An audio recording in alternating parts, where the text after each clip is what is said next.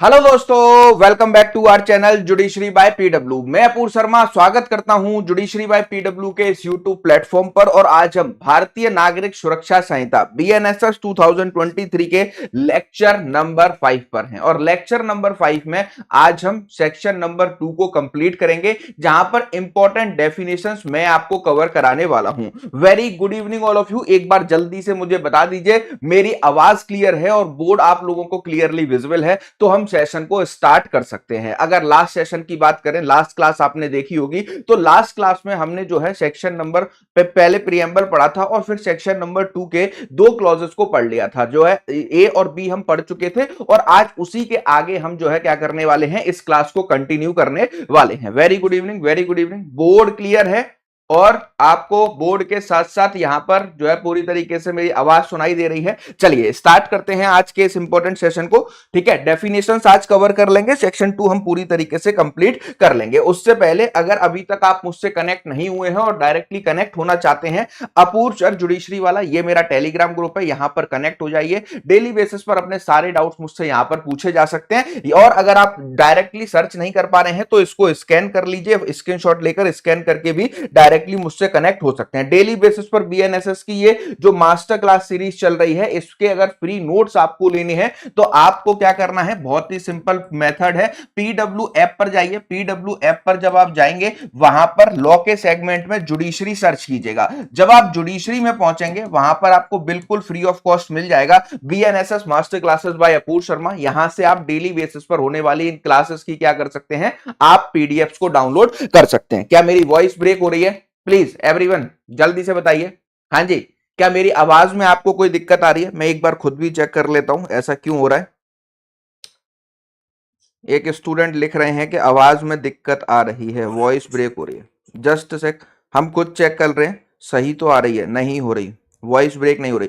जिसके voice break हो रही है वो क्लास को दोबारा से क्या करिए, बंद करके चला लीजिए। आपके एंड से हो सकता है नेटवर्क इशू हो, क्योंकि यहां पर साफ मुझे दिखाई दे रहा है कि क्लास पूरी तरीके से चल रही है और बाकी जो है सारे स्टूडेंट्स भी कह रहे हैं कि कोई भी दिक्कत नहीं है। तो आप फ्री पीडीएफ डेली बेसिस पर यहां से डाउनलोड कर सकते हैं। और सबसे इंपॉर्टेंट बात, जुडिशरी वाला पर अभी आपको ऑफर देखने को मिल रहा है, जहां पर जुडिशरी महापैक है, जिसमें आपको judiciary APO, ADA, APP, law officer, AIB की बिल्कुल फ्री क्लासेस कराई जा रही हैं। 30 से ज्यादा लॉ एग्जाम्स इसमें आपके कवर होने वाले हैं। फर्स्ट टाइम हमने महापैक लॉन्च किया है। आप इसको ज्वाइन कर सकते हैं 2 साल की वैलिडिटी में, मात्र 27,999 में। कोई भी डाउट हो इससे डायरेक्टली कॉल कर लीजिएगा और यहां पर पूछ लीजिएगा। ऐसे ही लीगल कैरियर महापैक आपको देखने को मिलेगा, जहां पर आपको लिटिगेशन वाले जो प्रोग्राम्स हैं वो सारी चीजें मिलती हैं। इसमें judiciary, APO, law officer, AIB, UGC net, drafting के बैचेस आपको मिलते हैं। इसमें भी 30+ लॉ एग्जाम, चाहे आपका सेबी का एग्जाम हो, बैंक का हो, उस पर आप जो है क्या कहते हैं इसको ज्वाइन कर सकते हैं। इस नंबर पर कॉल करके कोई भी जानकारी इसके रिस्पेक्ट में भी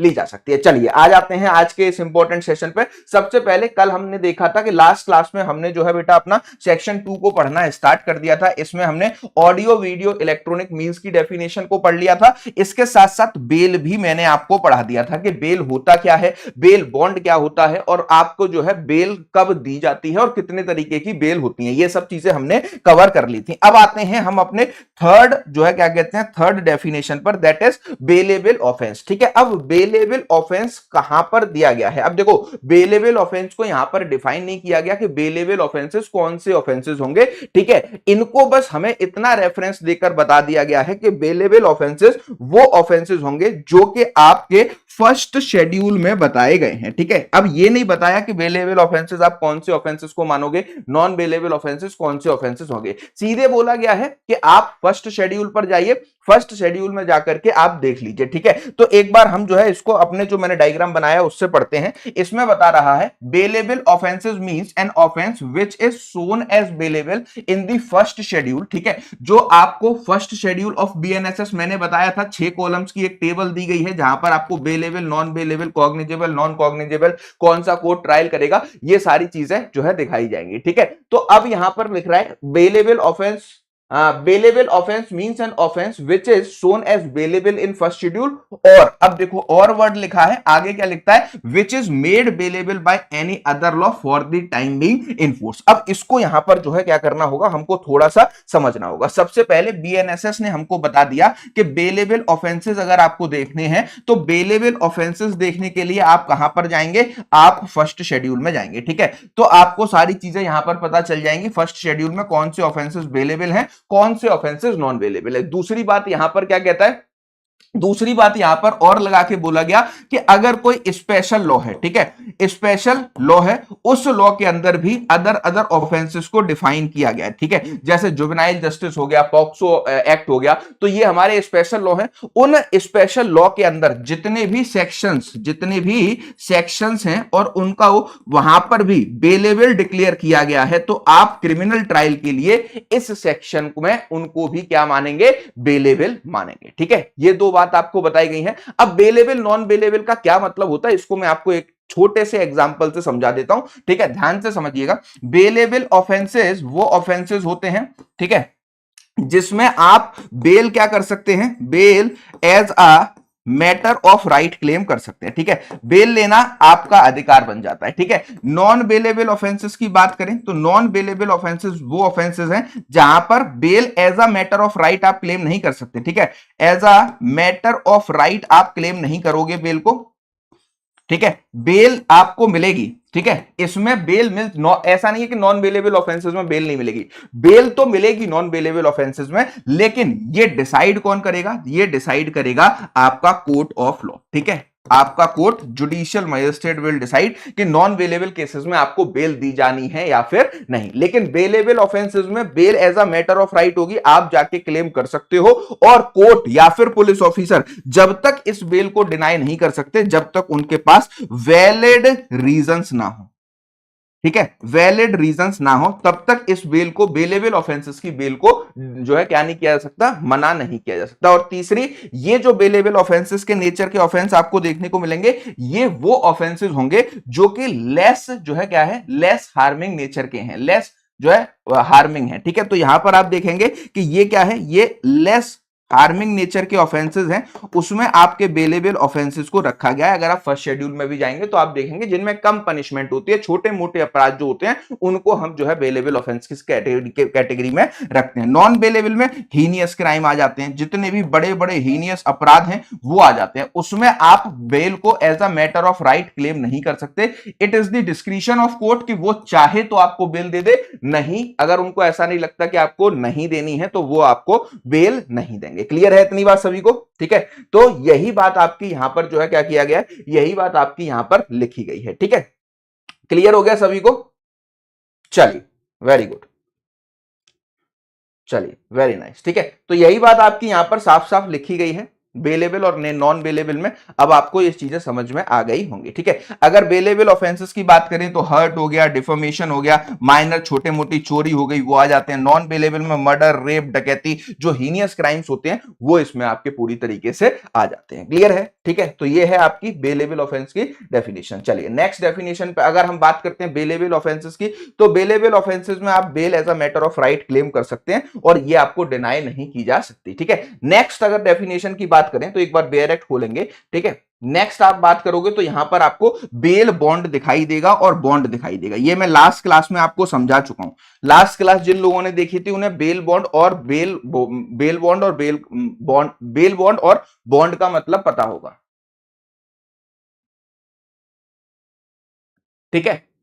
तो अगर हम बात करते हैं यहां पर, ठीक है, अगर हम बात करते हैं किसकी, आपके बेल बॉन्ड की, तो bail bond means undertaking for release with surety. अब देखो यहां पर एक विद श्योरिटी वर्ड लिखा है, ये बहुत इंपॉर्टेंट है, ठीक है, ये बहुत इंपॉर्टेंट है। बेटा मैं पॉलिटिकल बातें करने के लिए यहां पर नहीं आया हूं, ठीक है। पॉलिटिकल बातें जहां पे धरना प्रदर्शन होते हैं मैं वहां पे जाकर करता हूं, ये मेरी क्लास है, तो आप कंटेंट पे फोकस करें, ना कि फिजूल की चीजों पर। जो भी होना होगा वो हमारे सामने आ जाएगा, ठीक है।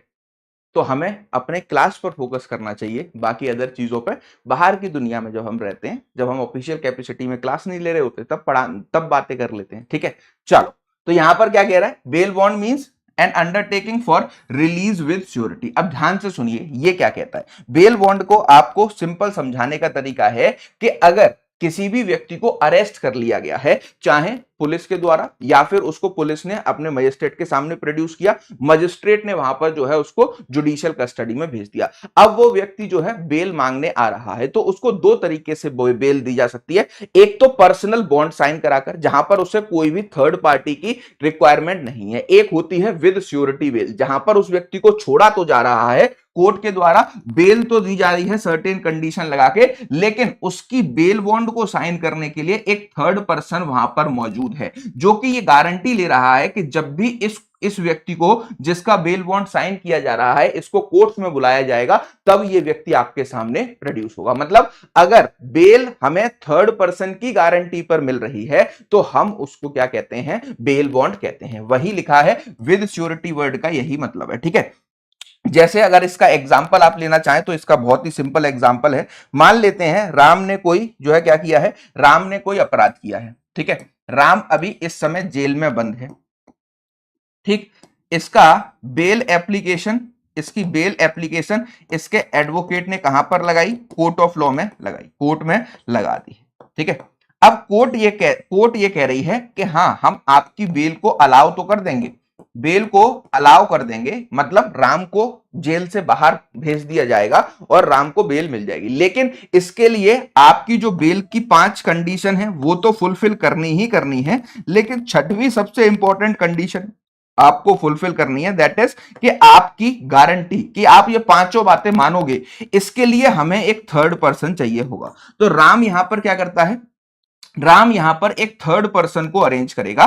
ठीक है, राम थर्ड पर्सन को अरेंज करेगा जो राम के बिहाफ पर कोर्ट को यह आश्वासन दिलाएगा, कोर्ट को यह कहेगा कि भैया यहां पर ये थर्ड पर्सन जो है, यहां पर ये जो थर्ड पर्सन जो है वो राम की गारंटी ले रहा है कि जब भी कोर्ट ऑफ लॉ उसको बुलाएगी या जब भी इन्वेस्टिगेशन के समय इसको रिक्वायरमेंट होगी, या फिर हम कह सकते हैं कि जब भी क्या कहते हैं कोर्ट ऑफ लॉ के साथ में, या फिर हम कह सकते हैं कि जब भी क्या कहते हैं कोर्ट के ये बेल की कंडीशन फुलफिल नहीं करेगा, तो ऐसे केसेस में ये थर्ड पर्सन रिस्पॉन्सिबल होगा। ठीक है, कि वो राम को कहां पर लेकर आए, वापस से कोर्ट ऑफ लॉ में लेकर आए। ठीक है, वापस से कोर्ट ऑफ लॉ में लेकर आए। तो थर्ड पर्सन के द्वारा जब भी जो है क्या दिया जाता है, थर्ड पर्सन के द्वारा जब भी क्या कहते हैं कोर्ट थर्ड पर्सन की सिक्योरिटी पर जो है क्या देती है, आपके बेल देती है, उसको हम बेल बॉन्ड नाम से जानते हैं। ठीक है, क्लियर। अब सिंपल इसके नीचे अगर आप देखोगे बेयर एक्ट के अंदर, तो नेक्स्ट डेफिनेशन आपको बॉन्ड की देखने को मिलेगी। Bond means a personal bond or an undertaking for release without surety. साफ साफ लिखा है। ठीक है, कि आपको छोड़ा तो जाएगा, आपको छोड़ा तो जाएगा, और कैसे छोड़ा जाएगा, सबसे पहले पर्सनल बॉन्ड पे छोड़ा जाएगा। मतलब आप खुद ही साइन करके दोगे कि भाई मैं आपने जो भी कंडीशन लगाई है उसको करने के लिए बिल्कुल तैयार हूं। ठीक है, उन सारी बातों को मानने के लिए तैयार हूं। और दूसरी बात क्या लगाई जाएगी कि मैं अपनी ये गारंटी लेता हूं कि इन्वेस्टिगेशन के दौरान मुझे जब भी पुलिस बुलाएगी, इंक्वायरी के दौरान जब कोर्ट बुलाएगा, ट्रायल के दौरान जब कोर्ट बुलाएगा, मैं खुद ही आऊंगा। इसमें आपको किसी भी थर्ड पर्सन की श्योरिटी की रिक्वायरमेंट नहीं होती। इतना समझ गए सभी? बेल और बेल बॉन्ड समझ में आ गया सभी को? हाँ जी, हाँ या ना में जवाब दीजिए। बेल और बेल बॉन्ड समझ चुके हैं। बॉन्ड हम पर्सनल, जिस व्यक्ति को बेल मिल रही है वही साइन करेगा, विदाउट गारंटर, खुद ही साइन करके बाहर चला जाएगा। ठीक है, और विद श्योरिटी जब होगी, बेल बॉन्ड की बात करेंगे तो थर्ड पर्सन आकर के वहां पर वो सारी चीजें करने वाला है। क्लियर है? चलिए नेक्स्ट पे आते हैं। ठीक है, नेक्स्ट डेफिनेशन इज चार्ज। अब देखो, चार्ज को यहां पर डिफाइन नहीं किया गया कि चार्ज होगा क्या। चार्ज को बस आपको सिंपल लैंग्वेज में क्या बताया गया। ठीक है, चार्ज को यहां पर सिंपल लैंग्वेज में क्या बताया गया, ये ध्यान से सुने समझेंगे। ठीक है, पहले हम इसके जो बेयर एक्ट है उसकी डेफिनेशन को पढ़ लेते हैं। क्या कह रहा है definition? Charge includes any heads of charge when charge is contain more heads than one. ठीक है, अब देखो सिंपल भाषा में चार्ज है क्या, इसको समझो। चार्ज एलिगेशंस हैं, चार्ज एक्विजिशंस हैं। कौन से? जो कि मजिस्ट्रेट के इंक्वायरी के बाद बनाए गए। ठीक है, मजिस्ट्रेट की इंक्वायरी के बाद बनाए गए हैं। ठीक है, अब मैंने आपको एक लाइन ऑफ ऑपरेशंस नाम का टॉपिक समझाया था। ठीक है, मैंने आपको एक लाइन ऑफ ऑपरेशन समझाया था कि मान लो किसी भी केस में एफआईआर होती है, फर्स्ट या सेकंड क्लास को ध्यान कीजिए। ठीक है, तो फिर इसकी पुलिस पहले एफआईआर करने के बाद इन्वेस्टिगेशन करती है। पुलिस यहां पर पुलिस रिपोर्ट सबमिट करेगी किसको? जुडिशियल मजिस्ट्रेट को। जुडिशियल मजिस्ट्रेट इसको रीड ओवर करेंगे, अपना माइंड अप्लाई करेंगे, फिर माइंड अप्लाई करते ही क्या हो जाएगी? इंक्वायरी की स्टेज स्टार्ट हो जाएगी। ठीक है, इंक्वायरी की स्टेज जब स्टार्ट होगी तो इशू ऑफ प्रोसेस किया जाएगा, मतलब एक्यूज को वो सारे डॉक्यूमेंट दिए जाएंगे, एक्यूज को बुलाया जाएगा, वो कहेगा भाई मैं अपने ऊपर लगे हुए सारे इल्जाम को जो है क्या करता हूं? खारिज करता हूं। ठीक है, तो फिर उसके बाद मजिस्ट्रेट इन सारी चीजों को देखते हुए यहां पर क्या करेंगे? चार्ज फ्रेमिंग करेंगे। क्या करेंगे स्टूडेंट्स? चार्ज फ्रेमिंग करेंगे। ठीक है, तो अब यहां पर मजिस्ट्रेट ये बात बताएंगे कि इस व्यक्ति के ऊपर हमने किन किन सेक्शंस में चार्ज को लगाया है। ठीक है, मान लीजिए, ठीक है, तो यहां पर वो इसको बताएंगे। तो अब जब कोई भी चार्ज फ्रेम हो रहा होगा तो ये मजिस्ट्रेट की ड्यूटी है। ये किसकी ड्यूटी है? मजिस्ट्रेट की ड्यूटी है कि वो चार्ज फ्रेम करेंगे और जितने भी चार्ज फ्रेम किए गए हैं उनको जो है कंटेन करके एक जगह लिखा जाएगा, और जैसे ही चार्ज फ्रेमिंग होगी, ये मैंने आपको बताया था, ये स्टेज किसमें आ जाएगी? ये ट्रायल की स्टेज हो जाएगी, और फिर आपका क्या हो जाएगा? ट्रायल शुरू हो जाएगा, जहां पर आपके पहले प्रोसिक्यूशन आके केस को प्रूव करने की कोशिश करेगी, फिर डिफेंस अपने एविडेंसेस लाके जो है उसको डिस्प्रूव करने की कोशिश करेगा। उसके बाद दोनों की पार्टीज के examination, cross examination, re examination होंगे, फाइनल आर्गुमेंट सबमिट होंगे और फिर जजमेंट आएगा। ठीक है, तो यहां पर चार्ज किसके द्वारा सबसे पहले फ्रेम किया जाता है, ये बात आपको यहां पर ध्यान रखनी पड़ेगी, तभी आपको ये टॉपिक जो है क्या होगा बेटा स्टूडेंट समझ में आएगा। तो सबसे पहले चार्ज होता क्या है, इसको हम सिंपल लैंग्वेज में पढ़ें तो charge is a formal acquisition made by the court against an accused person informing them the specific offences they are alleged to have been committed, कि तुम्हारे ऊपर जो आरोप लगे थे उसमें मेरे पास जो इन्वेस्टिगेशन की रिपोर्ट आई, मैंने खुद से इंक्वायरी की और मुझे ऐसा लगता है कि भैया अब इस केस में मैं आपके ऊपर ये 3 चार्जेस क्या कर रहा हूं? बना रहा हूं, जिसपे आपको अपना डिफेंस तैयार करके लाना है। और यही, और डेफिनेशन क्या कहती है 2F में? Charge includes any heads of the charge when the charge contain more heads than one, कि जब ये सिंपल बता रहे हैं कि मान लो 3 चार्जेस इसके ऊपर लगाए तो तीनों का जो कंटेंट है, हेडिंग है, वो यहां पर लिखा होना चाहिए। ये आपको चार्ज की डेफिनेशन में बताया गया है। ठीक है, क्लियर है? इतनी बात समझ में आई यहां तक? हाँ जी, यहां तक समझ में आई सभी को? चलिए, ठीक है, next definition is cognizable offence. एक बार बेयर एक्ट खोलेंगे, चार्ज हो गया, इसके बाद आते हैं कॉग्निजेबल केसेस। कॉग्निजेबल केसेस और नॉन कॉग्निजेबल केसेस, दो तरीके के केसेस, दो तरीके के ऑफेंसेस हम बीएनएसएस में पढ़ते हैं। तो कॉग्निजेबल केसेस मतलब, कॉग्निजेबल केसेस का मतलब है सीरियस नेचर के ऑफेंसेस। ठीक है, सीरियस नेचर के ऑफेंसेस। क्लियर है इतनी बात? नॉन कॉग्निजेबल का मतलब क्या है? नॉन कॉग्निजेबल का मतलब है लेस सीरियस। ठीक है, अब जब मैंने आपको स्टार्टिंग में बताया था कि जब हम आपके केसेस की बात करते हैं, कोई भी ऑफेंस जब इंडिया में कमिट होता है तो वो दो कैटेगरीज में बांटा गया है। ठीक है, दो कैटेगरीज में, एक आपके कॉग्निजेबल केसेस जो कि क्या होते हैं? आपके सीरियस नेचर के क्राइम्स होते हैं। ठीक है, एक होते हैं आपके नॉन कॉग्निजेबल केसेस। ठीक है, नॉन कॉग्निजेबल केसेस मतलब लेस सीरियस नेचर के, लेस सीरियस नेचर के। अब जो हमारे कॉग्निजेबल केसेस का मतलब कॉग्निजेबल केसेस जब हम जाते हैं, ठीक है, जब हम कॉग्निजेबल केसेस में जाते हैं तो कॉग्निजेबल केसेस में पुलिस को यह पावर होती है कि जब भी उसके पास कोई भी इंफॉर्मेशन आएगी कॉग्निजेबल केसेस की, तो सुप्रीम कोर्ट का एक बहुत ही फेमस जजमेंट है ललिता कुमारी का। ठीक है, उसमें सुप्रीम कोर्ट ने कहा था कि अगर कोई भी कॉग्निजेबल केसेस की इंफॉर्मेशन थाने तक कैसे भी पहुंचे, ठीक है, थाने तक कैसे भी पहुंचे, पुलिस को एफआईआर लिखना मैंडेटरी है। पुलिस को एफआईआर लिखना मैंडेटरी है। नेक्स्ट पॉइंट इसमें क्या है कि जब एफआईआर लिखना मैंडेटरी है और अगर कॉग्निजेबल केस है तो पुलिस के पास पावर है कि वो इस केस में इन्वेस्टिगेशन स्टार्ट कर सकते हैं। वो इस केस में इन्वेस्टिगेशन स्टार्ट कर सकते हैं without the permission of magistrate. और कॉग्निजेबल केसेस सीरियस नेचर के ऑफेंसेस हैं तो इन्वेस्टिगेशन के दौरान अगर पुलिस ऑफिसर को ऐसा लगता है कि किसी भी व्यक्ति को हमें अरेस्ट कर लेना चाहिए, किसी भी पर्सन को हमें अरेस्ट कर लेना चाहिए, तो वो विदाउट वारंट अरेस्ट भी कर सकते हैं। ठीक है, और एफआईआर जब रजिस्टर होगी तो कौन से सेक्शन में होगी डियर स्टूडेंट? 173 ऑफ बीएनएसएस में पढ़ाऊंगा डिटेल में, तब इसको डिटेल में आपको बताऊंगा। क्लियर है? इतनी बात सभी को क्लियर है? ठीक है।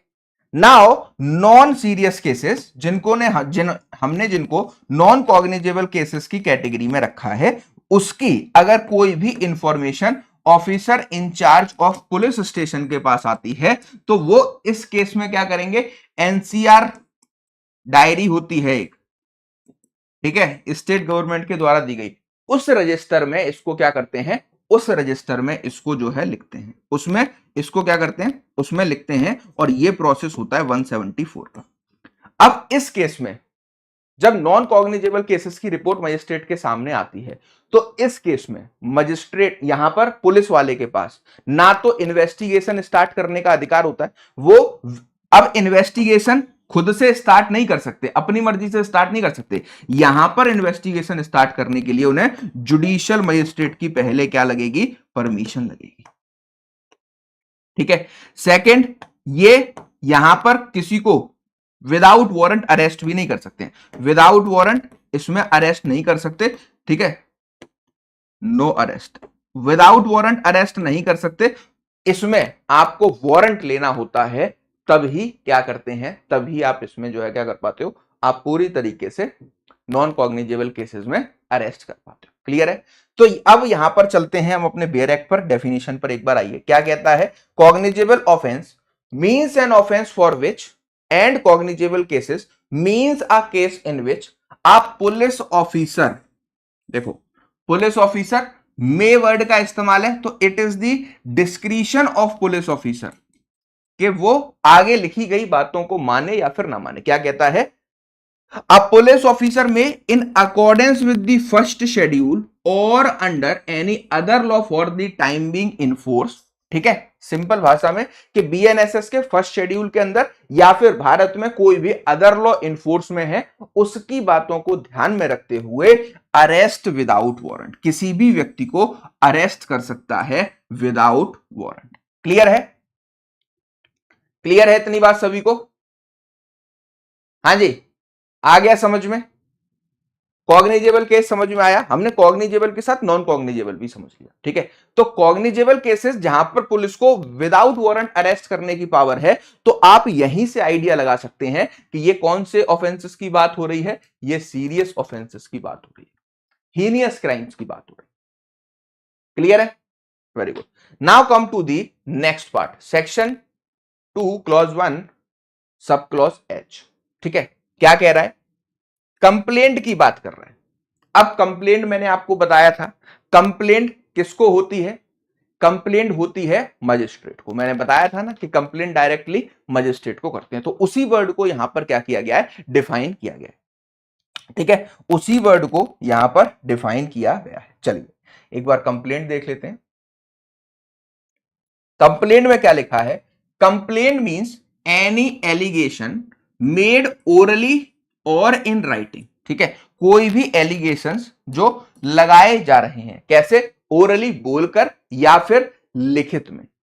ठीक है, लिखित में किसको दिए जा रहे हैं ये एलिगेशंस? टू द मजिस्ट्रेट, साफ साफ लिखा है word to the magistrate, with a view to his taking action under this Sanhita. ठीक है, सिंपल भाषा में क्या कहा गया कि एक व्यक्ति ओरली जाकर के या फिर लिखित में ले जाकर के मजिस्ट्रेट के पास एक एलिगेशंस लगा रहा है। ठीक है, एलिगेशंस लगा रहा है, और इस एलिगेशंस में क्या कह रहा है? इस एलिगेशंस में कह रहा है कि टेकिंग एक्शन अंडर दिस संहिता, और उसकी यह आशा है कि मजिस्ट्रेट बीएनएसएस के अकॉर्डिंग क्या करें? इस पर जो है कॉग्निजेंस लें। That some person whether known और अननोन, जिसके खिलाफ एलिगेशंस लगाए जा रहे हैं, वो पर्सन क्या है? वो पर्सन या तो आपका नोन पर्सन है, आपको उसको नाम एड्रेस उसके फादर का नाम पता है ना, पता है तो बहुत अच्छी बात है, नहीं भी पता है तो भी कोई बात नहीं, आप अननोन में भी लगा सकते हो, ठीक है। Has committed an offence but does not include the police report, ठीक है। क्या कह रहा है कि यहां पर आप मजिस्ट्रेट के सामने जाकर के लगाओगे और चाहे वो नोन पर्सन हो अननोन पर्सन हो, इसके साथ वो आप मजिस्ट्रेट से कहोगे कि इसने मेरे खिलाफ क्राइम किया है, लेकिन वो क्या नहीं होनी चाहिए, वो पुलिस रिपोर्ट नहीं होनी चाहिए। अब इसका एक्सप्लेनेशन थोड़ा टेढ़ा है, अगर वो आपने समझ लिया तो आप समझिएगा कि आप पूरी तरीके से एकदम मास्टर हो गए हैं बीएनएसएस के, क्योंकि मैंने मैं इसको समझाया भी था क्लासेस में, आपने पहले वाली क्लासेस देखी होंगी तो यहां पर कहा कि कंप्लेंट हम किसको लगाने जाएंगे, कंप्लेंट हम करेंगे जुडिशियल मजिस्ट्रेट को। कैसे कर सकते हैं, या तो ओरल कर सकते हैं या फिर रिटर्न कर सकते हैं, ठीक है। किन पर्सन के अगेंस्ट कर सकते हैं, तो अगेंस्ट में अगर नोन है बहुत अच्छी बात है, अननोन है तब भी कर सकते हैं। और इस कंप्लेंट को लगाने का, इस कंप्लेंट को लगाने का मेन पर्पस क्या है, मजिस्ट्रेट को बताने का मेन पर्पस क्या है, जिससे कि मजिस्ट्रेट इस पर कॉग्निजेंस लें और इस केस में कॉग्निजेंस लेकर के मैटर को क्रिमिनल कोर्ट्स तक पहुंचाएं, आगे बढ़ाएं, ठीक है, मैटर को क्रिमिनल ट्रायल तक पहुंचाएं। This is the main purpose, ठीक है, क्रिमिनल ट्रायल तक पहुंचाएं। लेकिन कंप्लेंट में क्या नहीं होगा ये इंपॉर्टेंट है, ठीक है। कंप्लेंट के अंदर कोई भी पुलिस रिपोर्ट जो है, कंप्लेंट के अंदर कोई भी पुलिस रिपोर्ट नहीं आएगी। इसका मतलब क्या है कि अगर आप एफआईआर कराने गए थे, एफआईआर आपने कराई थी, एफआईआर कराने के बाद उसमें पूरी तरीके से क्या हुआ था, एफआईआर कराने के बाद, ठीक है, जब एफआईआर हो गई थी, ठीक, जब एफआईआर हो गई थी, इन्वेस्टिगेशन स्टार्ट हुई और पुलिस ने वो रिपोर्ट सबमिट कर दी, तो वो वाली पुलिस रिपोर्ट कभी भी क्या नहीं मानी जाएगी, कभी भी कंप्लेंट नहीं मानी जाएगी, ठीक है। तो कंप्लेंट हमेशा पार्टीज जाके मजिस्ट्रेट से करेंगे, ठीक है। लेकिन एक इसका एक्सेप्शन है, वो बहुत ज्यादा इंपॉर्टेंट है, इसको ध्यान से समझिएगा कि इसका एक्सेप्शन क्या कहता है, ठीक है। अब मैं इसको समझा रहा हूं कि इसका एक्सप्लेनेशन और एक्सेप्शन क्या कहता है। मान लो एक ऑफेंस हुआ, ठीक है, इस ऑफेंस की इंफॉर्मेशन, इस ऑफेंस की इंफॉर्मेशन कहां पर पहुंची, पुलिस स्टेशन में। पुलिस स्टेशन में officer in charge of police station थे, ध्यान से समझना इसको, officer in charge of police station ने जब इस इंफॉर्मेशन को सुना तो उनको लगा कि ये एक कॉग्निजेबल केस है। ये कैसा केस है, कॉग्निजेबल केस है, और इस कॉग्निजेबल केस में हमें 173 के अंदर एफआईआर को लिख लेना चाहिए, ठीक है। उन्होंने सारी बात सुनी, सारी चीजें जान के उन्होंने एफआईआर को लिख लिया, ठीक है। अब एफआईआर लिख ली गई तो अब 173 में जब कॉग्निजेबल केस की एफआईआर हुई, इसका मतलब इस केस में पुलिस क्या कर सकती है, इन्वेस्टिगेशन स्टार्ट कर सकती है, ठीक है। पुलिस ने इन्वेस्टिगेशन स्टार्ट करी और इन्वेस्टिगेशन, ठीक है, और इन्वेस्टिगेशन स्टार्ट करने के बाद, ठीक है, अब यहां पर क्या हुआ, इन्वेस्टिगेशन स्टार्ट करने के बाद ध्यान से सुनिएगा, पुलिस जब इन्वेस्टिगेशन कर रही थी तो बीच में इस स्टेज पर पुलिस को पता लगा कि this is not cognizable case, ठीक है, this is not cognizable case, ये कॉग्निजेबल केस नहीं है। लेकिन पुलिस ने स्टार्टिंग में मैटर कैसे बनाया था, आपके कॉग्निजेबल केस में इसी वजह से 173 की एफआईआर लिखी थी और इन्वेस्टिगेशन को स्टार्ट किया था, और ड्यूरिंग द इन्वेस्टिगेशन पुलिस को यह पता लगता है कि ये कॉग्निजेबल केस नहीं है, this is non cognizable case, ये तो नॉन कॉग्निजेबल मैटर निकला। अब पुलिस वाले जो कि इस केस का आईओ था, इन्वेस्टिगेशन ऑफिसर, उसने इस पूरी जानकारी को सबमिट कर दिया जुडिशियल मजिस्ट्रेट, ठीक है, और यहां पर बता दिया कि ये केस हमने इन्वेस्टिगेशन के टाइम पे तो कॉग्निजेबल की तरह स्टार्ट किया था, लेकिन अब यहां पर ये नॉन कॉग्निजेबल निकला है, तो मैं आपके सामने अपनी रिपोर्ट प्रस्तुत कर रहा हूं,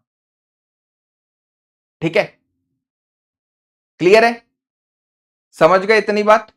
अब यहां पर ध्यान से सुनना, जब ये जुडिशियल मजिस्ट्रेट के पास मैटर पहुंचा और मैटर में मजिस्ट्रेट ने देखा कि पहले पुलिस ने इन्वेस्टिगेशन कैसे स्टार्ट की थी कॉग्निजेबल केस की, और बीच में ये लोग कहने लगे कि नॉन कॉग्निजेबल है, तो अब इस केस में क्या होगा?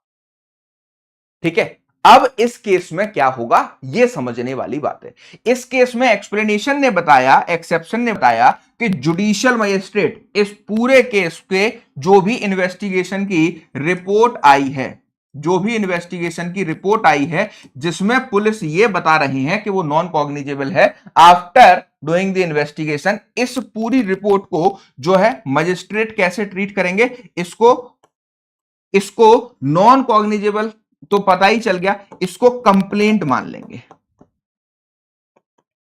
इस वाली पुलिस रिपोर्ट को याद रखना, इस वाली पुलिस रिपोर्ट को जो कि पहले कॉग्निजेबल से स्टार्ट हुई थी, बीच में नॉन कॉग्निजेबल निकल गई, इसको क्या किया जाएगा? इस पुलिस रिपोर्ट को कंप्लेंट ट्रीट कर लेंगे जुडिशियल मजिस्ट्रेट। और जो भी आईओ इस केस में अपॉइंट हुआ था, जिसको ये पता लगा कि ये नॉन कॉग्निजेबल मैटर है, उस आईओ को मान लेंगे कंप्लेनेंट, उस आईओ को मान लेंगे कंप्लेनेंट। ठीक है, ओरली कैसे देंगे? मजिस्ट्रेट साहब के सामने प्रोड्यूस होंगे, वहां पर जाकर के उनको अपनी शिकायत बताएंगे। ठीक है, एक्सेप्शन समझ नहीं आया, दोबारा से समझो। एक केस है, पहले तो जनरल रूल ये कहता है कि कंप्लेंट क्या होगी? एक व्यक्ति के द्वारा ओरल या रिटन जो है जाकर के मजिस्ट्रेट को बताई गई बात, जहां पर वो कह रहा है कि इस व्यक्ति ने या फिर उस किसी भी नोन व्यक्ति के या अननोन व्यक्ति ने उसके खिलाफ क्राइम किया है। ये है आपकी कंप्लेंट की डेफिनेशन, उसमें पुलिस रिपोर्ट नहीं आएगी। अब बातें करने में आपस में लगे रहोगे तो ये समझ में कैसे आएगा? ये समझ में कैसे आएगा? ठीक है, कोर कॉन्सेप्ट है, कॉन्सेप्ट की क्लासेस ऐसे नहीं समझ में आती कि आपस में बातें कर लेते हैं और फिर बाद में बोलेंगे कि समझ नहीं आया।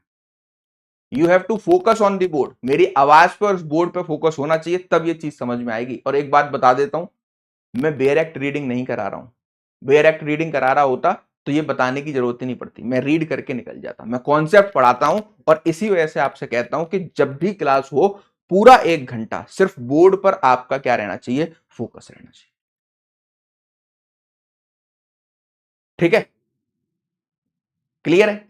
तो अब समझो, एक में ऑफेंस हुआ, इस ऑफेंस की जो विक्टिम है वो पुलिस स्टेशन में आकर के officer in charge of police station को ये कहती है कि साहब मेरे खिलाफ ये ऑफेंस हुआ है। Officer in charge of police station पूरी जानकारी को एकत्रित करने के बाद, उसकी बातों को सुनने के बाद इस पर आ जाते हैं, इस पर डिसाइड कर लेते हैं कि भैया ये मैटर तो कॉग्निजेबल है, हमें 173 में एफआईआर लिख लेनी चाहिए।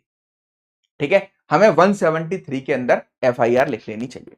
तो फिर वो इस इंफॉर्मेशन को 173 के अंदर लिखते हैं। अब याद करो कि जब एफआईआर 173 के अंदर लिखी गई तो इन्वेस्टिगेशन वाला लाइन ऑफ ऑपरेशन याद करो। तो फिर आईओ अपॉइंट हुआ और आईओ ने इस केस की इन्वेस्टिगेशन करना स्टार्ट की। इन्वेस्टिगेशन के दौरान यह पता लगा कि यह मैटर तो नॉन कॉग्निजेबल केस है। ठीक है, अब ये पहले से नहीं पता था, पहले पुलिस ने कॉग्निजेबल की तरह केस लिखा 173 में और एफआईआर लिख दी। अब यहां पर ध्यान से सुनना कि जब ये बात यहां पर पता लगी, जब ये बात यहां पर पता लगी कि ये नॉन कॉग्निजेबल केस है, तो अब पुलिस वाले क्या करेंगे? तो आईओ यहां पर डायरेक्टली अपनी पुलिस रिपोर्ट बनाकर सबमिट कर देगा मजिस्ट्रेट को और यह बताएगा कि सर हम लोगों से गलती हुई, हमने पहले ये केस कॉग्निजेबल में लिखा था, ड्यूरिंग द इन्वेस्टिगेशन मुझे पता लगा कि ये नॉन कॉग्निजेबल केस। अब जुडिशियल मजिस्ट्रेट इस पर क्या करेंगे? जुडिशियल मजिस्ट्रेट इस जो नॉन कॉग्निजेबल की जो रिपोर्ट आईओ ने भेजी है, ठीक है, इस आईओ की रिपोर्ट को कंप्लेंट मान लेंगे। क्या मान लेंगे? कंप्लेंट मान लेंगे। और जो आईओ बैठा है वहां पर और जो इन्वेस्टिगेशन ऑफिसर इस केस को करके लाया है उसको कंप्लेनेंट मान लेंगे। अब आया समझ में? अब आया समझ में? ठीक है, क्लियर है? ठीक, अब एक बार यहां पर बेयर एक्ट पर आओ, चल पढ़ो। Complaint means any allegation made orally और in writing to the magistrate with a view to his taking action under this Sanhita that some person whether known or unknown has committed an offense। हम complaint magistrate के पास क्यों जा रहे हैं करने कि भाई हमारे खिलाफ कोई क्राइम हुआ है, आप इस पे कॉग्निजेंस लेकर मैटर को आगे बढ़ाइए। ठीक है, आगे क्या कहता है, but does not include the police report. इसमें पुलिस रिपोर्ट इंक्लूड नहीं होगी, इसमें पुलिस रिपोर्ट इंक्लूड नहीं होगी। अब आइए इसके एक्सप्लेनेशन पर, इसी को डिफाइन किया गया, ध्यान से समझना। अ report made by the police officer in a case which discloses after investigation. ठीक है, अब एक रिपोर्ट बनाई गई है पुलिस ऑफिसर के द्वारा, और वो रिपोर्ट कब बनाई गई है, जब उसमें जो है आफ्टर इन्वेस्टिगेशन। कब बनाई गई है, आफ्टर इन्वेस्टिगेशन। ठीक है, व्हाट इज जुडिशियल मजिस्ट्रेट, बेटा क्या नाम है, सानिया राजपूत जी, पहली क्लास है आपकी। अगर पहली क्लास है तो जाकर के पिछली 4 क्लासेस को देखो, तब फिर ये सवाल आपके दिमाग में नहीं आएगा, वहां मैंने बताया हुआ है, और अभी डेफिनेशन एक्सप्लेन कर रहे हैं उसमें भी बता दूंगा। ठीक है, तो अब ये कह रहा है a report made by a police officer in a case which discloses after investigation that the commission of non cognizable offence shall be deemed to be a complaint and the police officer by whom such report is made shall be deemed to be a complainant। ठीक है, कि जब investigation के बाद, अब investigation police कब कर रही होगी, जब उसने 173 में एफआईआर लिखी होगी, जब उसने 173 में एफआईआर लिखी होगी तभी इन्वेस्टिगेशन कर रही होगी। तो इन्वेस्टिगेशन के दौरान उनको पता लगता है कि ये मैटर नॉन कॉग्निजेबल है। तो ऐसे केसेस में जब इन्वेस्टिगेशन ऑफिसर जुडिशियल मजिस्ट्रेट को अपनी रिपोर्ट सबमिट करते हैं, तो उस रिपोर्ट को साफ लिखा है कि magistrate shall be deemed to be a complaint. Shall मतलब मजिस्ट्रेट को कंप्लेंट मानना ही मानना पड़ेगा, और उस पुलिस ऑफिसर को कंप्लेनेंट मानना पड़ेगा, उस पुलिस ऑफिसर को कंप्लेनेंट मानना पड़ेगा। क्लियर है इतनी बात, वेरी गुड, चलिए वेरी नाइस, चलो आगे आ जाओ। Next is electronic communication. ठीक है, नेक्स्ट डेफिनेशन है 2 क्लॉज 1 सब क्लॉज आई में। ठीक है, डेफिनेट इलेक्ट्रॉनिक कम्युनिकेशन। अब इलेक्ट्रॉनिक कम्युनिकेशन की डेफिनेशन को पढ़ेंगे, बहुत ही सिंपल है। ठीक है, कि कब हम एक चीज को कब हम इलेक्ट्रॉनिकली कम्युनिकेट कर रहे हैं, वो कब कब माना जाएगा, वो इसमें बताया गया। सबसे पहला पॉइंट पढ़िए ध्यान से, क्या कहता है, electronic communication means the communication of any written. ठीक है, क्या क्या आएगा, the communication of any written, कोई भी लिखी हुई चीज है। दूसरा वर्बल, कोई भी बोली हुई चीज है। तीसरा पिक्टोरियल, कि कोई हमारे पास पिक्चर बनी हुई है, जैसे ये डायग्राम बना हुआ है। और वीडियो कंटेंट, और वीडियो कंटेंट। ठीक है, और वीडियो कंटेंट। आगे क्या कहता है, ट्रांसमिटेड और ट्रांसफर्ड, ट्रांसमिटेड और ट्रांसफर। ठीक है, अभी ये ब्रैकेट में लिखी गई चीज है, इसको छोड़ देंगे, यहां से सीधे यहां आएंगे। ठीक है, या तो उसको ट्रांसमिट किया जा रहा है या ट्रांसफर किया जा रहा है by means of any electronic device. ठीक है, कैसे ट्रांसफर और ट्रांसमिट किया जा रहा है, किसी भी इलेक्ट्रॉनिक डिवाइस के थ्रू। अब इन इलेक्ट्रॉनिक डिवाइस में क्या क्या इंक्लूड है, पहला पॉइंट इंक्लूड्स टेलीफोन, टेलीफोन के थ्रू, मोबाइल के थ्रू, और अदर वायरलेस टेलीकम्युनिकेशन डिवाइस। ठीक है, और एनी वायरलेस टेलीकम्युनिकेशन डिवाइस, और अ कंप्यूटर, या तो कंप्यूटर के द्वारा, और ऑडियो वीडियो प्लेयर्स। ठीक है, सीडी डीवीडी के थ्रू जो है वो इसमें आ गए, और कैमरा, या फिर कैमरा के थ्रू। ठीक है, आगे क्या कहता है, और एनी अदर इलेक्ट्रॉनिक डिवाइस, या फिर किसी भी अदर इलेक्ट्रॉनिक डिवाइस से, इनके अलावा भी कोई भी इलेक्ट्रॉनिक डिवाइस है उससे। जैसे मेटा ग्लासेस देखते हो, मेटा ग्लासेस के बारे में सुना है कभी, आजकल एक मेटा के द्वारा चश्मा बनाया गया रेवेन वालों के साथ, उसमें यहां पे कैमरे लगे हुए हैं। ठीक है, पीछे स्पीकर लगे हुए हैं, तो अब हम उसको लगा के घूम रहे हैं, हमने किसी की रिकॉर्डिंग कर ली। ठीक है, तो वो भी इसके अंदर आएगा। इसी वजह से यहां पर इस एम्बिट को बड़ा करने के लिए कि जैसे जैसे देश में टेक्नोलॉजी आगे बढ़ेगी, नए नए माध्यम हमको मिलते रहेंगे, नई नई चीजें हमको मिलती रहेंगी, इस वजह से यहां पर लिख दिया एनी अदर इलेक्ट्रॉनिक डिवाइस, बाकी किसी भी इलेक्ट्रॉनिक डिवाइस से। और आगे सुनिए, और एम्बिट बड़ा किया गया है, और electronic form as may be specified by the notification by the central government. Clear है, क्लियर है? ठीक है, समझ आ गया?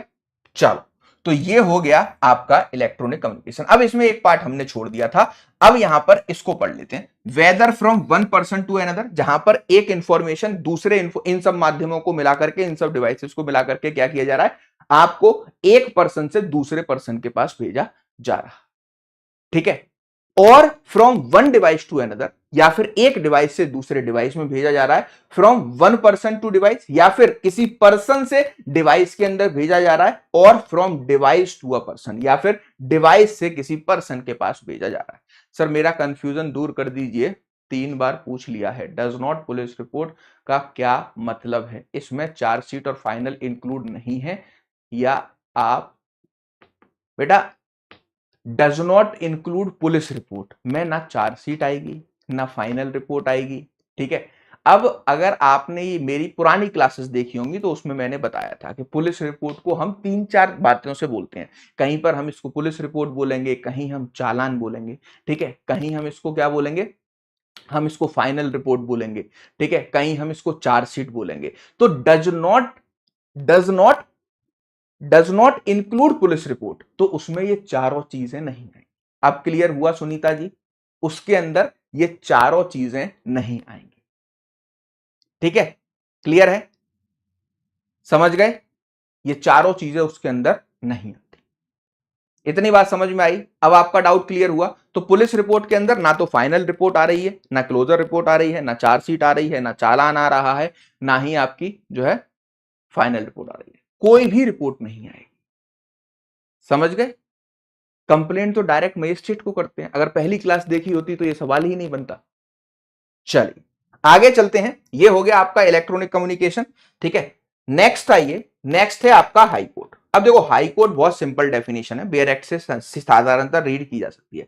High court means, high courts के अंदर क्या क्या आता है? सबसे पहले स्टेट की बात करें, अगर हम एक पूरे राज्य को देखें, in relation to any state the high court for that state. मतलब अगर हम यूपी की बात करें तो यूपी का हाई कोर्ट कहां है मेन, बताइए।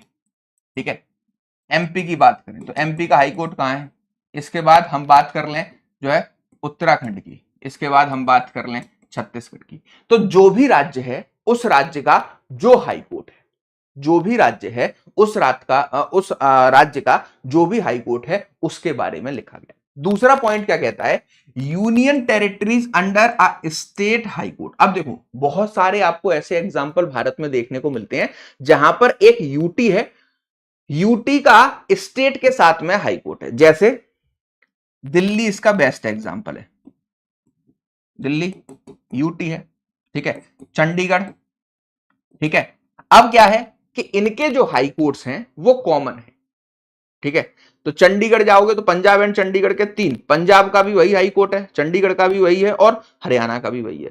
तो यहां पर वही लिखा गया कि union territory under a state high court in relation to a union territory which the jurisdiction of the high court for a state has been extended by law that high court only. ठीक है, तो उस union territory का उस state के साथ में अगर हाई कोर्ट मर्ज करके बनाया गया तो उसी को हम वहां का हाई कोर्ट मानेंगे। ठीक है, तीसरा पॉइंट कहता है अदर यूनियन टेरिटरी, जहां पर यूनियन टेरिटरीज को हाई कोर्ट, स्टेट के हाई कोर्ट के साथ मर्जर ही नहीं किया गया, तब आप क्या कहोगे? तो यहां पर लिखा है in relation to any other union territory. याद रखिएगा, in relation to any other union territory the highest criminal court of appeal for that territory other than the Supreme Court of India. मतलब मान लो सिर्फ यूनियन टेरिटरी है, उसका किसी state के साथ में विलय और उसके हाई कोर्ट का हमने नहीं बताया है। ठीक है, हाई कोर्ट को हमने बताया ही नहीं। ठीक है, तो फिर अब ऐसे केसेस में क्या होगा? तो फिर अब ऐसे केसेस में क्या होगा? तो अब यहां पर आपको याद रखना है कि जो उस यूनियन टेरिटरी का हाईएस्ट क्रिमिनल कोर्ट होगा, ठीक है, हाईएस्ट क्रिमिनल कोर्ट होगा, उसको हाई कोर्ट बोलेंगे और इसमें supreme Court of India include नहीं होगा। Is it clear? ठीक है, क्लियर है इतनी बात सभी को? चलो आगे चलते हैं। Next definition, inquiry. अब मुझे बताओ इंक्वायरी कौन करता है? लाइन ऑफ ऑपरेशंस वाली क्लास याद करो। इन्वेस्टिगेशन, इंक्वायरी और ट्रायल, कौन इंक्वायरी को कंडक्ट करता है? अगर पुरानी क्लास देखी है तो ठीक है, ठीक है, ठीक है, ठीक है, क्लियर। चलो, now the question is inquiry. Inquiry कौन करता है बताइए। ये मैंने आपको समझाया था, मैंने 3 चीजें बताई थी, इन्वेस्टिगेशन, इंक्वायरी और ट्रायल। ठीक है, 3 स्टेजेस बताई थी, अगर जो सीरियस स्टूडेंट है पढ़ने वाले उनको पता होगा। ठीक है, who will conduct the investigation, who will conduct the inquiry and who will conduct the trial. Yes, बताइए। ठीक है, क्लियर, समझ गए। तो अब यहां पर आपको पता है, मैंने बताया था कि investigation is always conducted by police officers. ठीक है, inquiry is always conducted by judicial magistrate. ठीक है, और ट्रायल इन फ्रंट ऑफ जो है judicial magistrate, in front of court. ठीक, तो अब यहां पर इंक्वायरी की डेफिनेशन एक बार पढ़ेंगे। क्या कहता है? Inquiry means every inquiry other than the trial. Inquiry में ट्रायल नहीं आएगा, इसको यहीं पर मार्क कर लीजिए, डायरेक्ट में क्वेश्चन बनता है प्रीलिम्स में यहां से। ठीक है, inquiry means every inquiry conducted under this Sanhita by the magistrate or court. Conducted under this Sanhita by the magistrate or court. समझ गए? तो यहां पर आपको इंक्वायरी में क्या बताया? एवरी इंक्वायरी कंडक्टेड अंडर भारतीय नागरिक सुरक्षा संहिता by the magistrate or court, यही मैंने आपको समझाया था। और इंक्वायरी के अंदर क्या नहीं आएगा? ठीक है, ट्रायल कभी नहीं आएगा, यह साफ साफ आपको यहां पर बता दिया गया, 2 क्लॉज 1 क्लॉज के अंडर। ठीक है, समझ गए? चलो नेक्स्ट डेफिनेशन पर आते हैं। Next definition is investigation. अब इंक्वायरी जब मजिस्ट्रेट करता है, और अभी हमने चार्ट बना करके देखा कि इन्वेस्टिगेशन कौन करता है? इन्वेस्टिगेशन कौन करता है? इन्वेस्टिगेशन करती है पुलिस। तो अब यहां पर इन्वेस्टिगेशन के बारे में बताया गया है। ठीक है, investigation includes all proceeding under this Samhita for the collection of evidence conducted by the police officer और बाय एनी पर्सन। ठीक है, other than the magistrate who is authorised bye magistrate in this behalf. अब ये थोड़ा सा confusing है, अब इसको मैं इजी लैंग्वेज में समझा देता हूं। हमेशा जब भी इन्वेस्टिगेशन की बात होगी तो collection of evidence, statement, documents, forensic evidence, other proceeding कौन करेगा? सिर्फ और सिर्फ पुलिस ऑफिसर करेगा। ठीक है, पुलिस ऑफिसर करेगा। ठीक है, या फिर वो व्यक्ति भी कर सकता है। ठीक है, या फिर कोई अदर पर्सन भी कर सकता है, any other person who is authorised bye magistrate. ठीक है, या फिर कोई दूसरा व्यक्ति जो पुलिस ऑफिसर नहीं है वो भी किसी भी केस में इन्वेस्टिगेशन कर सकता है, लेकिन इस पर्सन को ऑथराइज किया गया हो किसके द्वारा? मजिस्ट्रेट के द्वारा, तभी वो इन्वेस्टिगेशन कर पाए। ठीक है, दो बातें समझ में आई, दो बातें समझ में आई कि कोई भी पुलिस ऑफिसर इन्वेस्टिगेशन कर सकता है, या फिर कोई दूसरा व्यक्ति नॉर्मल पर्सन भी कर सकता है अगर उसको मजिस्ट्रेट ने ऑथराइज किया है तब। अब यहीं से एक और चीज निकलती है, लेकिन वो जो पर्सन है, ठीक है, अदर देन दी मजिस्ट्रेट, ये जो पर्सन अपॉइंट किया जा रहा है इस मजिस्ट्रेट के द्वारा कि तुम जाकर के इस केस में इन्वेस्टिगेशन करो, वो ये पर्सन जो है ना वो मजिस्ट्रेट नहीं होना चाहिए।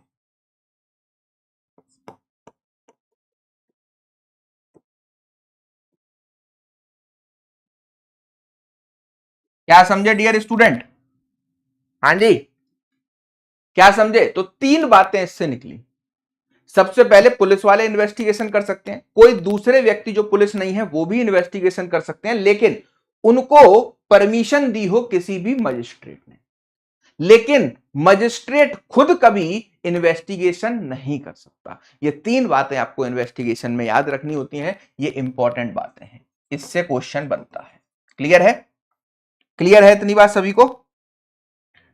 ठीक, अब कल सैटरडे है तो टेक्निकली सैटरडे को क्लास नहीं होती, लेकिन मुझे क्या करना है, मुझे आपको इन्वेस्टिगेशन ये जो सेक्शन नंबर 2 है, सेक्शन नंबर 2 से 5 तक कंप्लीट कराना है।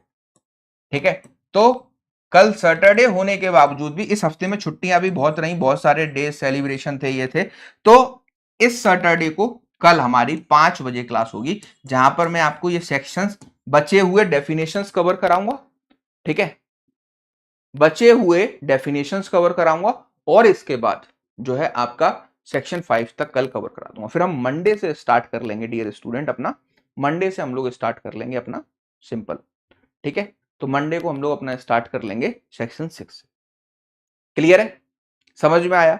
जो लोग नोट्स बनाते जा रहे हैं उनके लिए सो गुड सो वेल है, वो बहुत अच्छे से सीपीसी जब खत्म होगा, सीआरपीसी जब खत्म होगा, बीएनएसएस, तो वो एकदम मास्टर हो जाएंगे अपने आप इसमें, ठीक है। और दूसरी सबसे इंपॉर्टेंट बात, वैसे तो मैं पूरा बनाकर लाया था सेक्शन 2 खत्म करने तक, लेकिन कोई बात नहीं, आज टाइम नहीं मिल पाया, नहीं कर पाए, कोई बात नहीं, ठीक है। अगर इसके फ्री नोट्स चाहिए बीएनएसएस के, ठीक है, फ्री नोट्स कहां मिल रहे हैं? पीडब्ल्यू के ऐप पर जाइए, पीडब्ल्यू के ऐप पर जाने के बाद लॉ के ऑप्शन में जाइए, वहां जुडिशरी पे जाइए, वहां BNSS master class by Apoor Sharma है, फ्री ऑफ कॉस्ट आपके डेली बेसिस पर नोट्स अपलोड होते हैं, वहां से जाकर देख लीजिए। और अगर इनसे रिलेटेड आपको कोई भी डाउट आता है, कोई भी समस्या आती है, यहाँ बहुत सारे बच्चे जो है कमेंट्स लिखते रहते हैं, और मैं टाइम कम होने की वजह से उतने ज्यादा मतलब जो कमेंट्स हैं वो रह भी जाते हैं, क्योंकि बहुत जल्दी चैट्स ऊपर जाती हैं, तो इस वजह से सबसे इंपॉर्टेंट बात कि आप मुझसे कनेक्ट हो सकते हैं अपूर सर जुडिशरी वाला टेलीग्राम ग्रुप पर, यहां पर अपने सारे क्वेश्चंस मुझसे पूछ लीजिए, डेली बेसिस पर आप मुझसे सारे डाउट क्लियर कर सकते हैं, ठीक है। चलिए, क्लास पसंद आई हो तो लाइक कर दीजिएगा, मुलाकात होगी नेक्स्ट क्लास में। Thank you for watching.